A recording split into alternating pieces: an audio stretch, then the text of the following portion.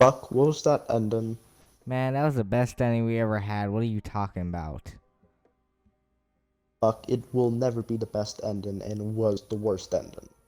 Shut Hello up. I worked everybody. hard on that ending.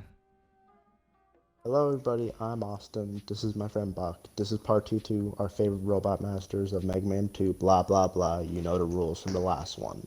Okay, let's begin. Mega Man 7. Well, Mega Man 7, if you ask me, this is my favorite game out of the classic 11.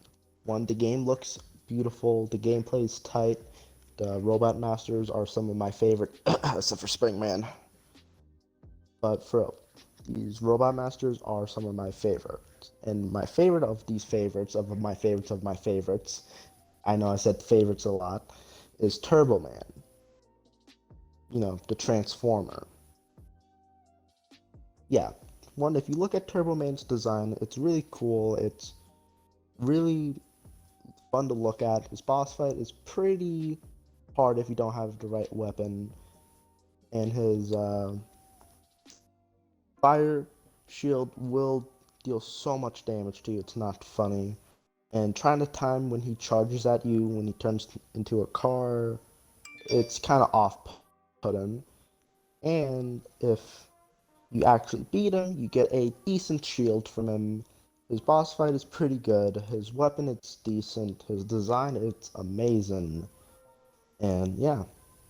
And here's a fun fact. Turbo Man is made out of Dr. Wily's old car parts.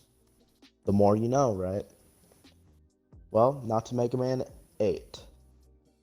Okay, Mega Man 8. Oh, you gotta be kidding me. I hate this game. Bro, this is the worst game out of all the Mega Mans. I don't know. I don't care what you guys say about this. This game sucks. The game looks like shit. The weapons are shit. The Robot Masters are shit.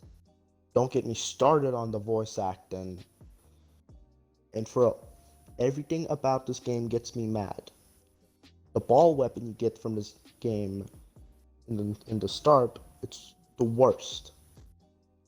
Okay, now for me to talk about something good about this game. Swordman. Well, he's a guy who uses a giant sword. His design is pretty slick and menacing. His fighting pattern, when you fight him, it's kind of hard to get used to. He tries to drop giant boulders on you, and he can split up in two to try to trick you up, and he'll try to hit you with a fire blade. That's all I gotta say for him. His weapon is kind of situational, but really not that much you can say about it. But all around, he's the best of the worst. That's all I gotta say for him. Now to Mega Man 9.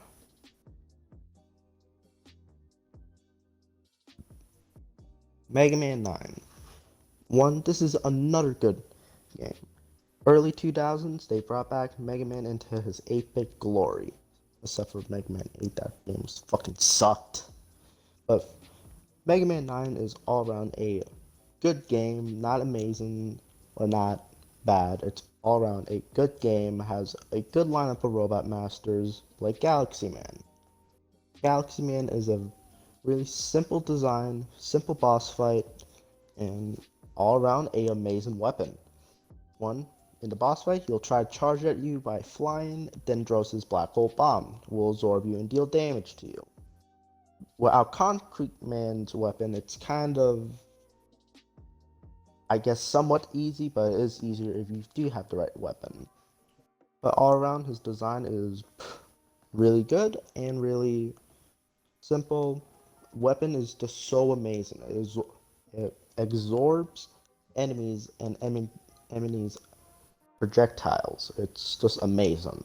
I can talk about this weapon all the time. It's up there with the Metal Blade. Yeah, all around a amazing Robot Master. Now to Mega Man 10.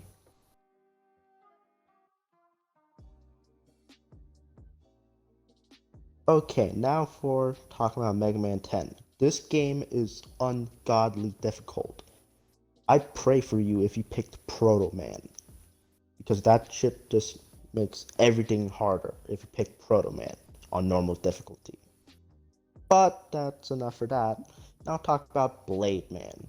Blade Man is all around a good design, kind of goofy if you ask me. His boss fight is really hard if you don't have the right weapon to fight him, and all around really hard boss fight if you can't get down his pattern and if you can't have his weapon defeat him. The weapon you get from it, it's kinda iffy. If you jump up, you shoot 3 blades down. If you stay on the ground, you shoot 3 blades up. Pretty simple, but really good weapon. Does a lot of damage to other robot masters. Yeah, and that's all I gotta say about this character. Goofy design, pretty hard boss fight, decent weapon. Now to Mega Man 11. Mega Man 11. Oh my god. This game is very different if you ask me. Not different bad, like very different from the old way.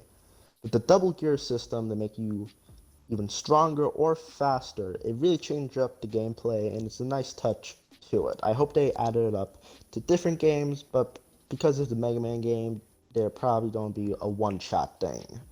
And they're probably going to add some other gimmick, but still a great way to use the double gear system. And the Robot Masters are kind of copies of other Robot Masters. Pretty much, you got a more feminine Iceman, you got a Kung Fu Fireman, you got a anime Bomb Man, you got Stone Man 2.0, you got Elect Man but on drugs. But a Robot Master I really do like is Acid Man. One, his design is very interesting, if you ask me. It's just menacing with coolness. It's just all around amazing. His boss fight is pretty hard if you don't have his pattern down right. Like I say, this will take at least a couple tries to take him down. When he uses his speed gear, things get a lot harder. And the weapon you get from him, it's one of the most overpowered weapons in the whole game. Pretty much you get an acid barrier if you use your power gear. The acid barrier will do damage to enemies. And now to number 7. Mega faggot.